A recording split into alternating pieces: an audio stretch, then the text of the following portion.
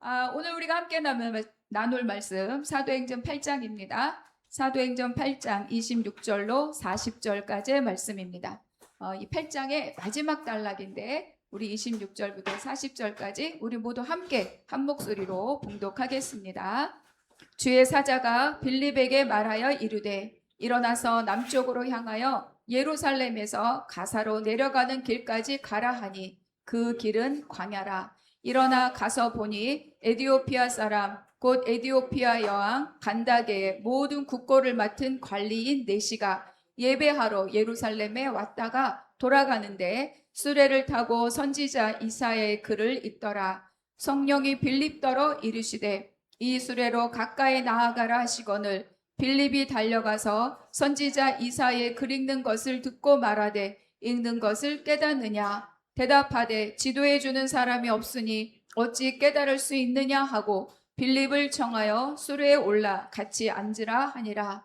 읽는 성경 구절은 이것이니 일러스되 그가 도살자에게로 가는 양과 같이 끌려갔고 털 깎는 자 앞에는 어린 양이 조용함과 같이 그의 입을 열지 아니하였도다. 그가 굴욕을 당했을 때 공정한 재판도 받지 못하였으니 누가 그의 세대를 말하리요. 그의 생명이 땅에서 빼앗김이로다 하였거늘 그 내시가 빌립에게 말하여되 청컨대 내가 묻노니 선지자가 이 말한 것이 누구를 가리킴이냐 자기를 가리킴이냐 타인을 가리킴이냐 빌립이 입을 열어 이 글에서 시작하여 예수를 가리쳐 복음을 전하니 길 가다가 물 있는 곳에 이르러 그 내시가 말하되 보라 물이 있으니 내가 세례를 받음에 무슨 거리낌이 있느냐. 이에 명하여 수레를 멈추고 빌립과 네시가 둘 다 물에 내려가 빌립이 세례를 베풀고 물에서 올라올세 주의 영이 빌립을 이끌어 간지라. 네시는 기쁘게 길을 가므로 그를 다시 보지 못하니라. 빌립은 아소도에 나타나 여러 성을 지나다니며 복음을 전하고 가이사랴에 이르니라. 아멘. 오늘은 광야에서 만난 한 사람이라는 제목으로 말씀의 은혜를 나누려고 합니다. 복음은 지금 계속 경계를 넘어서 확장되고 있습니다. 예루살렘에 큰 박해가 있었고 성도들은 여러 지역으로 흩어졌는데 그 중에 한 사람 빌립을 통하여서 사마리아의 복음이 전해졌습니다.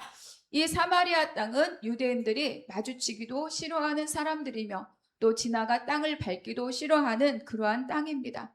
그러나 하나님께서는 한 사람 빌립을 통하여서 그 사마리아에 복음이 전하여지게 하셨습니다. 그리고 사도들이 그 땅에 온 거죠. 사마리아에 와서 세례받은 자들에게 안수할 때 그때 그들 모두에게 성령이 임하셨습니다. 이 일을 통하여서 알게 되는 것이 무엇인가? 사마리아가 역사와 혈통과 지역이 갖고 있는 그 경계를 넘어가서 이제는 하나님의 나라, 하나님의 백성으로 회복되었음을, 다시 하나님의 나라로 편입되었음을, 하나님의 백성으로 다시 받아들여졌음을 증거하는 것이 바로 8장 지난주에 나누었던 말씀의 핵심입니다. 그런데 이제 이 사도들이 안수하여 성령이 임할 때 그 장면에 빌립에 대한 기록은 보이지 않습니다. 이거는 기록전 누가가 갖고 있는 특성이에요. 누가는 빌립이라고 하는 사람에 집중하는 것이 아니라 성령께서 이 복음이 확장되는 그 일에 어떻게 일하시는가, 그것에 사람들은 어떻게 사용되는가, 어떻게 참여하는가, 그것에 목적이 있고 성령의 역사에 초점을 맞추고 있기 때문입니다. 그래서 이제 오늘 본문에 잠시 보이지 않았던 그 빌립이 다시 본문에 등장합니다. 우리가 26절 한 목소리와 함께 읽어보겠습니다. 주의 사자가 빌립에게 말하여 이르되 일어나서 남쪽으로 향하여 예루살렘에서 가사로 내려가는 길까지 가라 하니 그 길은 광야라. 주의 사자입니다. 가브리엘처럼 천사가 왔을 수도 있고 그리고 또 성령의 임함을 이렇게 표현했을 수도 있습니다. 근데 그 주의 사자가 빌립에게 명령합니다. 일어나서 가라. 이렇게 명령하는 거죠. 하나님의 명령은 가끔 앞뒤 맥락 없이 갑자기 찾아올 때가 있습니다. 우리 가장 대표적인 인물이 바로 아브라함입니다. 우리 창세기 12장의 1절과 4절의 말씀 같이 읽겠습니다. 시작. 여호와께서 아브라함에게 이르시되 너는 너의 고향과 친척과 아버지의 집을 떠나 내가 네게 보여줄 땅으로 가라. 이에 아브라함이 여호와의 말씀을 따라갔고 롯도 그와 함께 갔으며 아브라함이 하란을 떠날 때에 75세였더라. 엄청나게 대단한 것을 준비하고 있지 않았습니다. 그러나 하나님께서는 아브라함에게 떠나 가라 명령하셨고, 그리고 이 아브라함은 여호와의 말씀을 따라 갔다 이렇게 기록합니다. 그런데 이 명령과 이 순종이 하나님의 구속사의 새로운 시작의 출발이었습니다. 하나님께서 홍수로 세상을 징계하셨죠. 그러나 다시 또 바벨탑을 쌓는 사람들을 다 하나님께서 이 바벨탑을 무너뜨리고 그리고 온 곳으로 흩어지게 하셨습니다. 그래서 이제 하나님께 다시 한 사람을 부르셨습니다. 그를 통해서 땅의 모든 족속이 복을 받는 그 구원의 역사를 이 명령과 이 순종으로 하나님이 시작하신 것입니다. 그런데 우리가 보면은요, 하나님이 가끔 가라 명령하실 때 놀랍게도 가라고 명하는 그곳에 명확한 이유와 사유를 밝혀주지 않으세요. 또 하나는 뭐냐, 가라 명령하는 그 자리가 안전한 자리가 아닙니다. 그리고 때로는 이해할 수 없는 자리이기도 합니다. 우리가 생각해 보면 요나는 원수의 땅 니느웨로 가라고 명령하셨습니다. 그래서 요나는 이해할 수 없었고 왜 원수의 땅으로 보내느냐 따르고 싶지 않았던 것입니다. 그리고 우리가 생각해 보면 사울을 피해서 도망가 있던 다윗에게 선지자 갓을 보내서 하나님이 무엇이라고 말씀하는가, 유대 땅으로 들어가라 이렇게 명령하십니다. 지금 피해 나와 있는데 다시 그곳으로 돌아가라. 그건 어떤 곳입니까? 사울이 지금 죽일 듯이 다윗을 찾고 있고 사울의 영향력이 직접적으로 미치는 곳이 바로 유대 땅 경계 안으로 들어가는 일이에요. 그런데 하나님께서는 때로 원수의 땅으로 가라, 때로는 목숨을 노리는 자가 있는 땅으로 가라 이렇게 명령하십니다. 그러니까 이 빌립에게도 마찬가지예요. 빌립도 지금 사마리아에 부흥이 있었으나 갑자기 주의 사자가 나타나서 떠나서 가라, 일어나서 가라. 그리고 이어서 뭐라고 말씀하십니까? 그 길은 광야라 이렇게 말씀하고 있는 거죠. 하나님께서는 이 빌립을 사마리아에 두시지 않았습니다. 우리가 그냥 상식적으로, 인간적으로 생각해 보면 빌립으로 인하여서 사마리아의 복음이 전해졌습니다. 그리고 그곳에 지금 막 부흥이 일어나고 있어요. 그리고 그곳에 그 부흥, 그 생명의 말씀으로 인해서 온 성안이 기쁨으로 가득 차고 사람들이 안수받고 사람들이 성령의 임재를 경험하고 막 부흥하고 있는 그곳입니다. 그러니까 우리가 생각해 보면 빌립이 그 자리에 남아서 이 교회를 더 세우고 강건케 하고 말씀으로 양육하고 더 부흥하고 더 그 땅을 세워야 되지 않을까라고 생각할 수 있는데, 그런데 주의 사자가 오늘 이 빌립을 찾아와서 일어나서 가라, 그 길은 광야니라 이렇게 말씀하고 명령하는 것입니다. 왜 그러셨을까? 왜 굳이 사마리아를 떠나게 하셨을까? 우리는 알지 못합니다. 그러나 중요한 것은 무엇입니까? 이해할 수 없어도 받아들이기 어려워도 그 일에 순종하는 자가 있다는 거예요. 그리고 그 일을 순종할 때 또 다른 길들이 열려진다는 것을 오늘 본문에서 우리에게 가르쳐 줍니다. 사마리아는 너의 것이 아니라 하나님께서 나의 땅이다. 사마리아는 내가 할 것이고 너는 내 명령을 따라 가면 된다. 어쩌면 이 빌립에게 그렇게 말씀하고 있는지도 모르겠습니다. 그래서 우리는 이렇게 덜컥 하나님의 메시지가 내 심중에 뚝 떨어질 때가 있죠. 말씀을 읽다가 맨날 읽던 말씀인데 오늘 그 말씀이 살아서 나한테 막 말을 겁니다. 때로는 기도하다가 늘 하던 기도일 수 있고 또 그 안에서 뭔가 새로운 것들이 깨달아질 때가 있습니다. 그리고 설교 말씀을 듣다가 뭐 사도행전, 뭐 요한복음, 뭐 전도서, 뭐 그 말씀 너무 새로울 것이 없는 그때 너무 새롭게 들려지는 그 말씀이 있다는 거예요. 그렇구나. 그때가 바로 정말 귀 기울이고 순종해야 할 바로 그때입니다. 그때 우리는 몸을 움직여야 할 수도 있고 그때 우리는 재정을 써야 할 수도 있고 그때 우리는 새로운 기도로 들어가야 할 수도 있습니다. 멈추었던 것을 다시 시작해야 할 수도 있고 의심했던 것을 풀어야 할 일도 있고 그리고 막혔던 마음을 바꿔야 할 일도 있을 것입니다. 그 일이 내가 보기에 효율적이거나 이해할 수 있어서가 아닙니다. 때로는 손해보는 것 같고 때로는 비효율적인 것 같고 때로는 그것이 안 될 것 같은데도 불구하고 하나님이 말씀하실 때 깨닫게 하실 때 무언가 내 마음에 감동을 주실 때 그때 그 일을 실천해 보시기를 바랍니다. 뒤이어서 말씀하시죠. 그 길은 광야니라. 왜 그렇습니까? 내가 작정한 길이 아닌 길들을 따라서 갈 수밖에 없기 때문에 그렇기도 합니다. 그러나 보이는 길은 그러하지만 그러나 그 길은 광야니라. 그 길에 나설 때 하나님이 그곳에서 어떤 역사를 이룰지 우리는 알 수 없습니다. 그래서 그 길은 광야니라. 그러나 너는 일어나 가라. 그 말씀을 들었을 때 그 길을 따라서 일어서는 우리 모두가 되기를 바랍니다. 27절과 28절 함께 읽겠습니다. 일어나 가서 보니 에디오피아 사람 곧 에디오피아 여왕 간다게의 모든 국거를 맡은 관리인 네시가 예배하러 예루살렘에 왔다가 돌아가는데 수레를 타고 선지자 이사야의 글을 읽더라. 일어나 갔더니 뭐예요? 보았다는 것입니다. 빌립은 주저없이 순종하여서 광야길을 향해서 일어나 걸었습니다. 그리고 본 거예요. 성령님의 말씀에 민감하고 그 말씀에 순종할 때 그때만 볼 수 있는 것들이 있다는 것입니다. 여러분 광야길을 갈 때 당연히 아무도 없을 것이라고 생각하면서 갔겠죠. 또는 어쩌면 아무도 없는 것이 당연하다고 여기면서도 갔을 것입니다.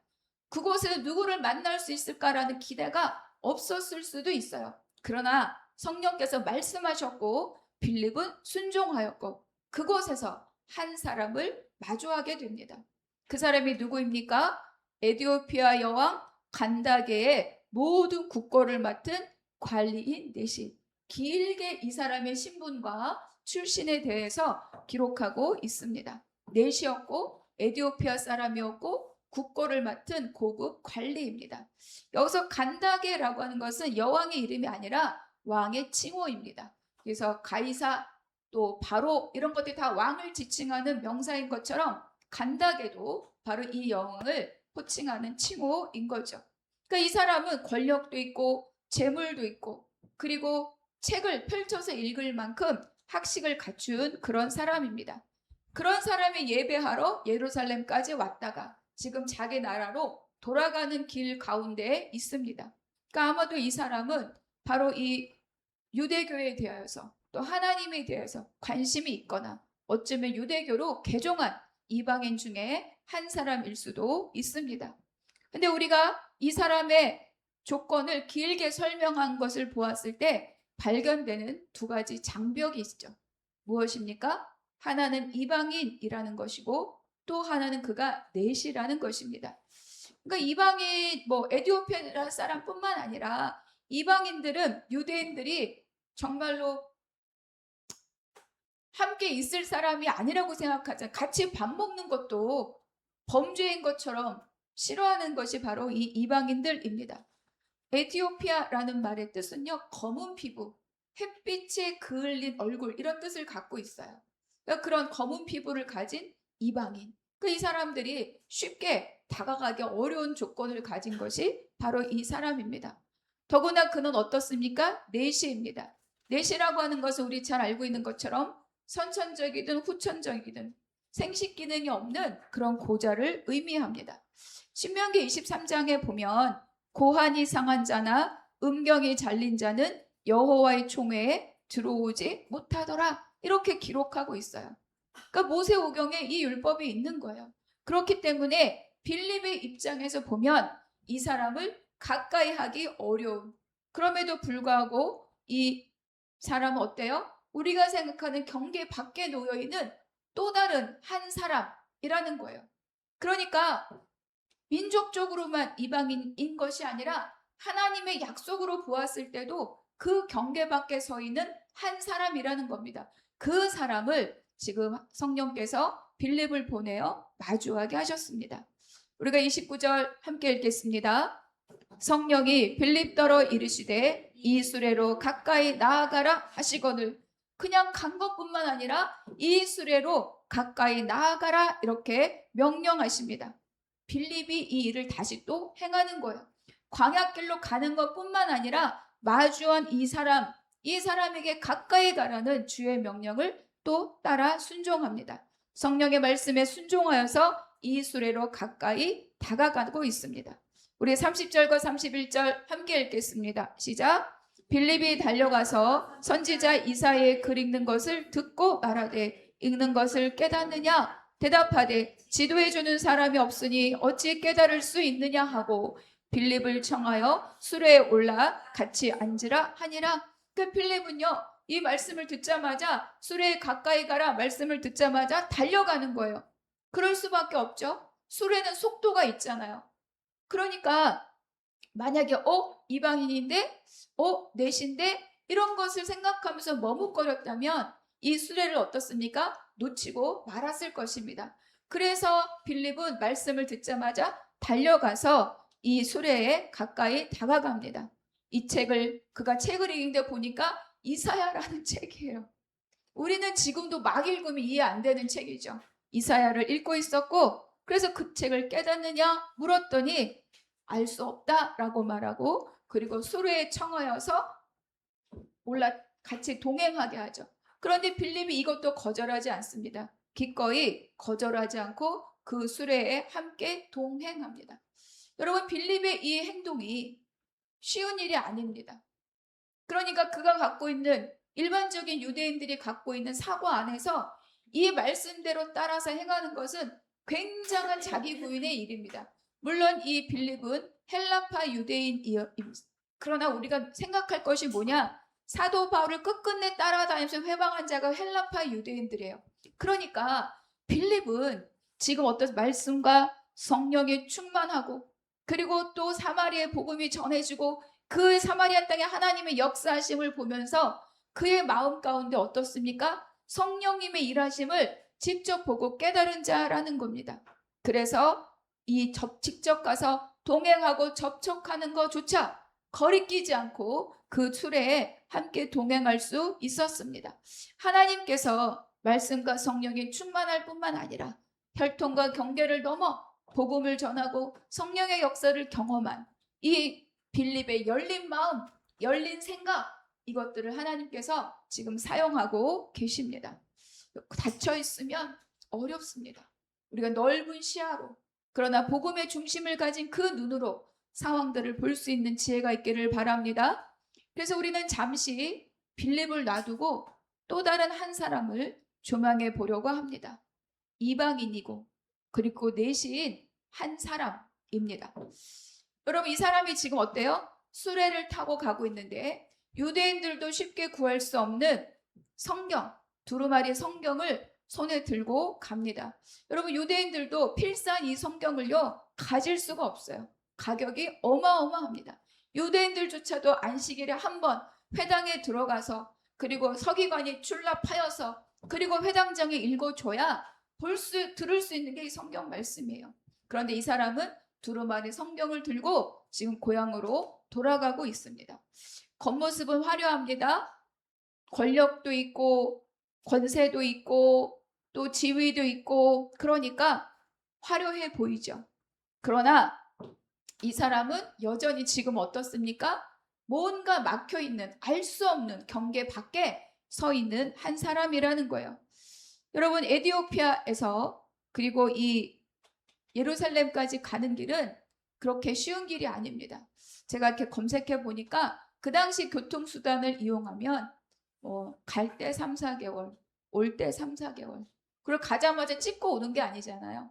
그리고 거기서 절개를 지키고 제사를 드리고 이런 절개를 지키기 위해서 또 2, 3개월 그러니까 한 번 움직이면 보통 10개월의 시간이 소요된다고 합니다. 이 사람은 오직 하나님을 예배하기 위해서 자기가 맡은 그 날의 큰 대소사를 다 내려놓고 지금 예루살렘을 갔다가 지금 고국으로 돌아가는 길입니다. 이 관리가 예루살렘으로 가려면 어떻겠어요? 물론 그 여왕의 신임과 허락이 있었겠지만 그것보다 더 중요한 것은 이 먼 거리, 이 오래 걸리는 시간, 또 사용되는 막대한 비용, 이런 것들을 다 불사하고라도 하나님께 예배하기 위해서 예루살렘을 찾아온 하나님을 경외하는 이 한 사람의 마음입니다. 더군다나 그는 반복해서 말씀드립니다. 이방인이고 내시입니다. 그러니까 예루살렘에 왔다 하여도 성전 그 안뜰까지 들어갈 수가 없는 사람이라는 거예요.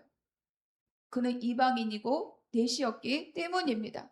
그걸 알면서도 자기가 그 안뜰까지 들어갈 그럴 형편이 아니라는 것을 알면서도 하나님의 나라, 하나님의 집, 그 성전에서 하나님을 경배하기 위해서 그 먼 길, 그 오랜 시간, 그 막대한 비용, 그거를 기꺼이 지불하고 예루살렘을 찾아갔던 것입니다.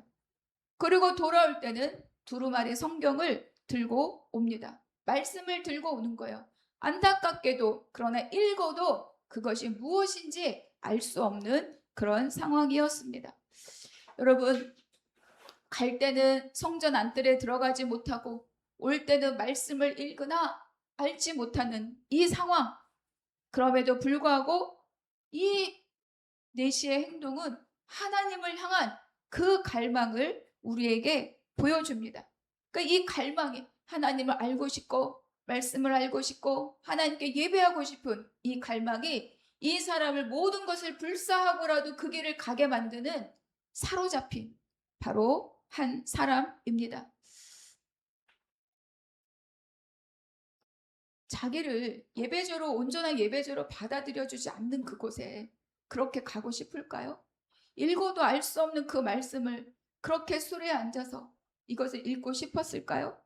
이 한 사람을 보면서 정말로 우리는 예배하는 우리의 마음은 어떠하며 말씀 앞에 있는 우리의 마음은 어떠한가 돌아볼 수 있기를 바랍니다. 모르겠어도 안 들려도 알고 싶고 깨닫고 싶은 그 갈망으로 말씀을 읽고 있는지, 그 갈망으로 하나님 앞에 예배하고 있는지 우리 자신을 돌아보게 합니다. 들려지는 말씀을 듣는 것도 중요하지만 들려지지 않아도 듣고자 하는 마음으로 말씀 앞에 오는 것이 중요합니다. 다 들려지는 말씀으로만 듣는 것이 아니라 들려지지 않을 때 듣게 해주시옵소서 간구하고 기도하고 갈망하는 그 마음, 그 마음에 하나님의 지혜를 주시고 깨닫게 하시고 은혜를 주시는 거죠. 앉아있으나 듣지 않고 들려지나 외면하고 듣고자 하지 않는다면 우리는 이 자리에 오거나 말씀을 읽는 것에서 정말 하나님 주시는 은혜와 지혜와 복들을 놓치고 흘리고 갈 때가 얼마나 많은지 모릅니다. 들려져 오는 것을 넘어서서 듣기 위하여 말씀 앞에 예배 앞에 찾아오는 저와 우리 모두가 되기를 여러분 축복합니다. 그 마음이 우리를 붙들어 갈 수 있기를 바랍니다. 그래서 이 사람은 하나님을 향해서 마음을 열고 계속 구하고 있습니다. 하나님을 갈망하고 있는 이 한 사람을 누가 지목했을까요? 하나님께서 주목하고 계신 거죠. 그리고 이 자리에 빌립이라고 하는 한 사람을 보내셨습니다. 두 사람의 대화를 잠깐 보겠습니다. 읽는 것을 깨닫느냐? 지도해주는 사람이 없으니 어찌 깨달을 수 있느냐? 광야는 하나님이 준비한 장소이고 빌립은 그 명령에 순종했을 때 내시 한 사람을 만났습니다. 내시는 오고 가는 그 길 동안에 오직 하나님의 말씀을 알고 싶은 갈망을 갖고 갈 때 그때 한 사람 누구를 만납니까? 빌립을 만나는 거죠. 광야는 하나님이 준비한 장소이고 한 사람 빌립은 한 사람 내시를 만났고 한 사람 내시는 한 사람 빌립을 만난 것입니다. 빌립은 누구에게 가야 하는가? 명령을 따라 순종하며 움직이는 사람이었고 내시는 이 말씀을 누가 내게 가르쳐 줄 것인가? 기다리는 사람이었습니다. 한 사람은 보냄을 받았고 다른 한 사람은 그 말씀을 기다리고 있었던 거죠. 그래서 성령께서 각각의 한 사람을 광야의 한 지점에서 만나게 하시고 이 만남을 통하여 새로운 하나님의 역사가 시작이 되었습니다. 하나님이 빌립을 에디오피아로 보내실 수도 있죠. 그런데 하나님은 에디오피아에 있는 권세자를 유대 광야로 보내신 거죠. 그래서 가서 전하는 것뿐 아니라 우리 곁으로 보내주신 한 사람을 잘 맞이하고 잘 돌보고 아끼고 사랑하는 것도 그에 못지않게 중요하다는 것을 오늘 우리에게 가르쳐 줍니다. 32절과 33절은 바로 이 내시가 읽고 있는 성경의 내용입니다. 함께 읽겠습니다. 읽는 성경 구절은 이것이니 일러스되 그가 도살할 자에게 가는 양과 같이 끌려갔고 털 깎는 자 앞에 있는 어린 양이 조용함과 같이 그의 입을 열지 아니하였도다. 그가 굴욕을 당했을 때 공정한 재판도 받지 못하였으니 누가 그의 세대를 말하리요 그의 생명이 땅에서 빼앗김으로다 하였거늘. 그러니까 에디오피아가 읽는 이 구절은요 이사야 53장에 있는 7, 8, 9, 10 그 구절의 내용입니다. 그런데 이제 34절에 보니까 내시가 빌립에게 물어보는 거예요. 청컨대 내가 묻노니 선지자가 이 말한 것이 누구를 가리킴이냐? 자기를 가리킴이냐? 타인을 가리킴이냐? 쉽게 말하면 아니 이 글이 이사야 본인을 지칭하는 건가요? 아니면 이사야가 아닌 다른 사람을 지금 말하고 있는 건가요? 도대체 무엇입니까? 이렇게 묻는 거예요. 이 말씀이 누구에 관한 말씀입니까? 이렇게 묻는 거죠. 예수님도 제자들에게 너희는 나를 누구라 하느냐? 이렇게 물으셨습니다. 여러분 우리가 말씀을 읽을 때 정말 놓치지 않아야 될 것이 있죠. 그거는 성경 안에서 위로의 말씀, 약속의 말씀, 도전의 말씀 그것을 찾는 것, 그것으로 위로받는 것뿐만 아니라 그 말씀 속에서 누구를 만나야 합니까? 예수 그리스도를 우리가 만나야 합니다. 많은 것이 있으나 예수 그리스도를 만나지 못한다면 우리는 나의 감정과 형편으로만 말씀을 보게 될 것입니다. 내가 당한 억울함, 고난, 그것에 대한 위로의 말씀뿐만 아니라 그 고난을 앞서가시고 그 수치를 먼저 당하시고 그리고 십자가에 달려 돌아가신 그 예수님이 그 고난과 수치와 모욕의 순간에 무엇을 말씀하고 계셨는가? 무엇을 소망하셨는가? 그것이 나에게 동일한 말씀과 약속과 소망이 될 때 그때야 비로소 그 말씀이 우리에게 살아있는 하나님의 말씀이 될 것입니다. 말씀 속에서 예수를 만날 때 그때 나의 고난과 나의 선택과 내 삶의 방향이 달라지는 거죠. 그래서 우리는 말씀을 읽을 때 이 장관, 이 순간을 놓치면 계속 어때요? 나의 감정과 나의 형편에 대해서만 돌아보게 될 것입니다. 그래서 우리가 읽고 쓰고 묵상하고 기록할 때 그 모든 순간순간이 말씀에 있는 로고스의 말씀에서 내 심령에 온 살아있는 레마의 말씀으로 우리에게 부어질 것입니다. 그래서 내시가 놀랍게 질문을 하고 있는 거예요. 누구에 관한 말씀입니까? 여러분 우리가 2주 전에 살펴본 것처럼 말씀을 들었고 그리고 성령의 역사를 보면서 이 권능을 내게 주소서라고 돈으로 사려고 했던 시몬을 우리는 기억할 것입니다. 무엇을 갈망하고 있느냐가 그 사람을 만드는 거죠. 내시는 하나님을 알고자 했고 하나님을 갈망하였고 이 말씀 속에서 가리키는 것이 누구냐? 결국은 복음은 무엇이냐? 지금 이 내시는 아주 근본적인 질문을 빌립에게 한 것입니다. 우리가 예수를 믿으면서 내 마음속에 있는 갈망이 무엇인가? 내가 정말 바라고 소망하는 것이 무엇인가? 돌아볼 수 있기를 바랍니다. 35절 함께 읽겠습니다. 빌립이 입을 열어 이 글에서 시작하여 예수를 가르쳐 복음을 전하니. 이 글에서 시작하여. 이것이 말씀의 능력이죠.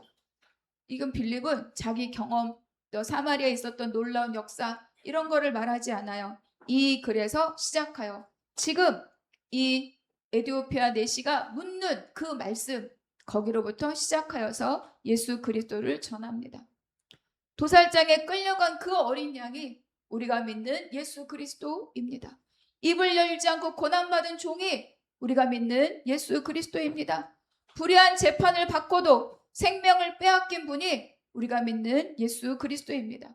죽음 이후에 씨를 보고 그 날이 장구한 분이 바로 예수 그리스도입니다. 우리의 죄악을 담당하고 많은 사람을 의롭게 하신 분이 바로 예수 그리스도입니다. 이사야 53장에 고난받는 종에 대한 이야기를 예수 그리스도라고 지금 빌립이 증거한 거죠. 그래서 말씀을 바르게 전한다는 것은 내 경험을 이야기하는 것이 아니라 그 말씀 속에서 예수 그리스도를 드러내는 것입니다. 똑같이 우리가 믿음의 간증을 하여도 내가 어떻게 하였다, 그것이 아니라 예수님이 나를 어떻게 이끄시고, 예수님이 나를 어떻게 인도하시고, 예수님이 나를 어떻게 위로하시고, 예수님이 어떻게 나를 살리셨는가, 예수 그리스도가 드러나는 그 복음의 입술이 우리 모두에게 있기를 바랍니다. 우리가 36절 함께 읽겠습니다.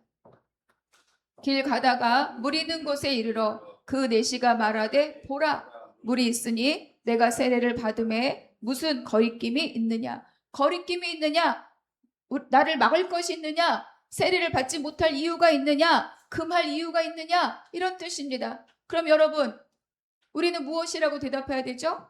주님은 무엇이라고 대답하겠습니까? 없다입니다. 너를 세례받는 것으로부터 금할 것은 이제 없다. 이것이 바로 복음의 대답이죠. 이 네시의 질문은 사도행전에서 여러 번 반복됩니다. 베드로가 고넬료의 집에 갔을 때도 베드로가 말합니다. 누가 능히 물로 세례를 받는 것을 금하리요. 고넬료의 가족에게 성령이 임하는 것을 본 베드로가, 사마리아도 보았지만 고넬료에게 임하는 걸 본 베드로가, 내가 하나님이 일하시는데 내가 금할 이유가 없다. 그리고 또 11장에 가면 예루살렘 교회에서 이것을 증거하면서 하나님이 하시는 것을 누가 막을 것이냐? 없다. 이렇게 지금 베드로가 반복해서 증거합니다. 사도행전은 계속 말하고 있는 거예요. 막을 것이 있느냐? 없다. 혈통으로 안 되느냐? 없다. 할례 때문에 안 되느냐? 없다. 그것을 지금 사도행전은 성령의 역사로 우리에게 증거해주고 있습니다. 그래서 또 하나의 장벽이 무너지고 복음이 또 한 번 경계를 넘어가서 확장되고 있습니다. 여러분, 우리에게 복음이 어떻게 왔겠습니까? 이 경계를 넘고 세대를 넘고 지역을 넘고 혈통을 넘어 우리에게까지 복음이 왔다는 것을 함께 기억할 수 있기를 바랍니다. 그래서 빌립은 기꺼이 이 이방인에게 가까이 갔죠. 그리고 이 내시는 자기가 기꺼이 이방 땅에 자기 입장에서의 외국이고 자기 입장에서 어떻습니까? 자기를 온전한 예배자로 받아두지 않는 이 민족과 이 땅과 이 혈통을 주장하는 사람들의 땅임에도 불구하고 세례를 받는 거죠. 왜 그렇습니까? 그것을 넘어가면, 그것이 아무 문제가 되지 않은, 자기를 죽여 사람을 살리신 예수에 대한 복음을 이가 들었기 때문입니다. 성전의 중심에 들어갈 수 없었던 이 사람이 이제는 예수를 알고 세례를 받음으로 하나님 나라에 들어갑니다. 눈에 보이는 성전의 중심이 중요하지 않다는 거예요. 그리고 총회에 들어올 수 없는 사람이 이제는 하나님 나라의 백성으로 이름을 올리게 된 것입니다. 여러분, 거칠고 메마른 곳이 광야입니다. 아무도 없는 곳이 광야이죠. 그러나 그 광야에서 하나님 나라가 확장되고 그 광야에서 한 영혼이 살아나고 부흥되었습니다. 한 사람입니다. 그러면 사마리아의 수많은 사람과 광야에서 만난 한 사람이 다른 가치이냐? 결코 그렇지 않다는 거예요. 그것을 말씀하는 것이 이사야 53장의 10절입니다. 함께 읽겠습니다. 여호와께서 그에게 상함을 받게 하시기를 원하사 질고를 당하게 하셨은즉 그의 영혼을 속건 제물로 드리기에 이르면 그가 씨를 보게 되며 그의 날은 길 것이요 그의 손으로 여호와께서 기뻐하신 뜻을 성취하리라. 죽으면 끝난다는 거예요. 예수가 죽음으로 그 씨, 그 후손이 없을 것 같았다는 것입니다. 그러나 어떻습니까? 복음은 생명을 갖고 온 열방에까지 흘러가는 거죠. 그러니까 이 한 사람 속에 어때요? 내시는 후손을 볼 수 없어요. 그러나 이 한 사람 속에 복음을 심으면서 후손을 심게 하고 나라를 보게 하신 것입니다. 그러니까 한 사람은 곧 나라입니다.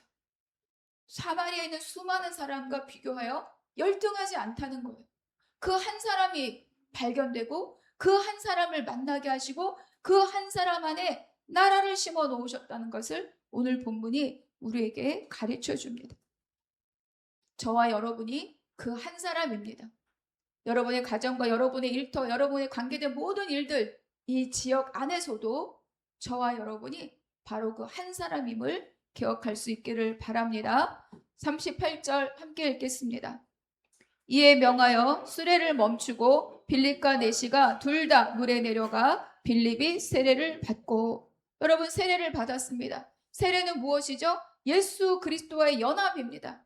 예수가 죽음으로 나도 죽고, 예수가 살아남으로 나도 살고, 예수가 승천함으로 나도 거룩한 백성이 되었다. 지금 이 사람이 예수와 연합한 진정한,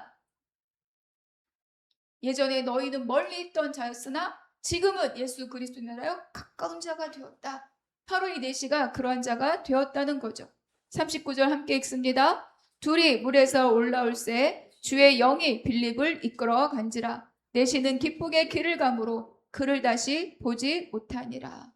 다시 한번 하나님의 영, 성령의 임재가 성전 안에만 갇히는 것이 아니라는 것을 오늘 우리에게, 또 그들에게, 빌립에게 다시 한번 가르쳐 주는 거죠. 스데반은 사실 이것 때문에 죽임을 당했습니다. 사람 손으로 지은 성전에 갇혀 계시지 않는다. 이것 때문에 성전 모독이라고 돌을 맞아 죽은 것인데, 그러나 하나님께서는 이 사도행전의 역사를 통해서 그 스데반의 증언이 옳았다고 계속 우리에게도 증언하고 계신 거죠.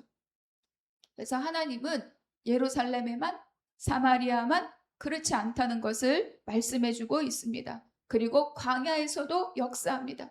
유대인들에게도 임하시고 사마리아인들에게도 임하시고 이방인에게도 임하시는 하나님의 모든 열방을 향한, 열방의 나의 자손이 되고 모든 민족이 너로 인하여 복을 받으리라, 그 약속을 이루어 가시는 과정 가운데 바로 오늘 이 광야의 현장에 있는 한 사람이 사용된 것입니다. 그리고 빌립은 어때요? 내시 곁에 머물지 않습니다. 주의 영에 이끌려 떠나가고 말죠. 그리고 두 사람은 다시 만나지 못했습니다.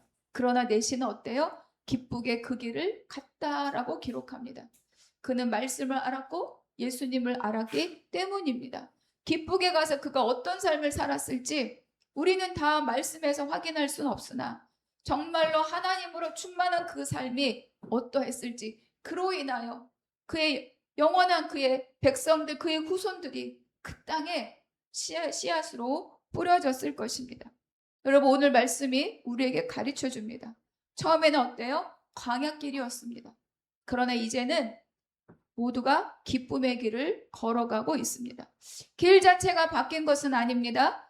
여전히 이 내시는 먼 길을 가야 하고 그의 육체적인 현실도 바뀐 것이 없어요. 그러나 그 길을 가는 그의 마음이 달라졌습니다. 때로는 복음은, 또 주님의 말씀은 광야를 없애주서 기쁨을 주는 것이 아니라 광야를 가는 자에게 그 마음 안에 기쁨의 소망을 부어주신다는 것입니다. 이제 사마리아 성에 큰 기쁨을 주신 그 복음이 이제 광야를 걷는 한 사람에게도 기쁨이 되었다는 거죠. 그래서 우리 사도행전 전체를 살펴보면 박해로 시작하고 고난으로 시작하고 도망으로 시작하고 흩어짐으로 시작하였지만, 그러나 마지막 가는 곳곳마다 무엇이 부어집니까? 기쁨이, 복음에 닿는 곳마다 기쁨으로 변화됩니다. 마지막 40절 함께 읽겠습니다. 빌립은 아소도에 나타나 여러 성을 지나다니며 복음을 전하고 가이사랴에 이르니라. 잠깐 지도를 볼까요? 예루살렘을 피난하여서 북쪽으로 가죠. 사마리아 땅입니다. 그리고 유대 광야에서 에디오피아 내시를 만납니다. 그리고 이제 에디오네시는 가사 밑으로 해안길을 따라서 이제 자기 나라로 가겠죠. 아소도가 어디냐? 우리가 구약 성경에 보면 아스도, 그것을 지금 아소도라고 합니다. 아소도를 지나서 가이사랴까지 지금 이 빌립이 계속 복음을 전도하면서 지나갑니다. 그런데 이게 표시는 안 되는데 여기 사이에 무엇이냐, 요빠라고 하는 땅이 있어요. 요빠는 요나에게도 유명한 곳이지만 요빠는 뭐예요? 무두장인, 가죽을 다루는 무두장이가 사는 곳이 욥바입니다. 그 여기에 누가 머물러요? 베드로가 머물죠. 그리고 고넬료를 찾아갑니다. 그러니까 하나님께서 다시 또 내시를 만나지 못하게 하시면서 불쑥 아소도로 이끌어 가셔서 가이사랴까지 해변을 따라 복음을 전하게 하신 그 이유는 또 다른 복음이 확장되는 글에 지금 털을 닫고 있는 것이 바로 이 빌립의 걸음입니다. 이렇게 해서 유대 온 땅에 복음이 퍼져나가고 땅끝이라고 생각할 수 있는 그곳 에디오피아 땅까지 복음이 흘러갑니다. 우리 사도행전 1장 8절의 말씀 다시 한번 우리 암송해 보겠습니다. 시작. 오직 성령이 너희에게 임하시면 너희가 권능을 받고 예루살렘과 온 유대와 사마리아와 땅끝까지 이르러 내 증인이 되리라 하시니라. 완성된 것은 아니지만 완성되어 가고 있습니다. 그래서 이 말씀대로 지금 복음이 확장되고 있는 거죠. 하나님께서는 성령께서는 하나님을 갈망하는 내시를 보내셨고 또 복음에 순종하고 있는 빌립을 보내셨고 광야에서 하나님이 모든 생명들 한 생명이 살아나는 일들을 이루셨습니다. 처음부터 마지막까지 누구 한 사람 때문이 아니라 성령께서 하신 일이고 그것을 듣고 따르는 자를 통하여 그 역사가 이루어져 가고 있다고 오늘 우리에게 말씀해 주고 있습니다. 내시는 어때요? 하나님을 만나려고 예루살렘으로 갔지만 하나님께서는 그를 어디서 만나셔요? 광야에서 만나 주십니다. 한 사람인 거죠. 빌립 한 사람, 내시 한 사람, 그리고 광야입니다. 성령님께서 일하시니까 그 일하시는 것은 한 사람의 순종을 통해서 한 사람의 생명이 구원받고 그 광야에서 하나님의 나라가 확장되었습니다. 나는 어떠한가? 우리는 어떠한가? 한 사람 한 사람 내가 먼저 그 한 사람의 역할을 한 사람으로서의 그 일을 내가 때로는 내시로 때로는 빌립으로 하나님의 말씀을 갈망하는 내시로 또 기회가 되었을 때 주저없이 복음을 전하는 한 사람의 빌립으로 그 역할을 감당하고 기꺼이 살아가는 우리 모두가 되기를 바랍니다. 우리가 살아가는 모든 환경 속에서 한 사람 역할을 감당하고 우리 또한 한나무 교회가 그 일들을 감당하고 또 전파하는 복된 우리 성도님들 우리 한나무 교회가 되기를 주님의 이름으로 축복합니다. 기도하겠습니다. 하나님 감사합니다. 성령님이 광야길로 인도하실 때 그 길의 목적과 사람이 있음을 깨닫게 해주셔서 감사합니다. 그 길에서 만난 한 사람이 사마리아의 수많은 사람 못지않게 하나님의 기쁨이 되었음을 우리에게 보여주셔서 감사합니다. 내가 빌립과 같은 한 사람, 에디오피아 내시와 같은 한 사람으로 살아가게 하여 주시옵소서. 주의 길을 가는 자가 되게 하여 주시옵시고 한나무 교회도 한 사람의 생명을 귀히 여기며 그 사명을 감당하는 주님의 교회로 새롭게 하여 주시옵소서. 모든 것을 주께 탁드리고 감사하며 우리 주 예수 그리스도의 이름으로 기도하옵나이다. 아멘.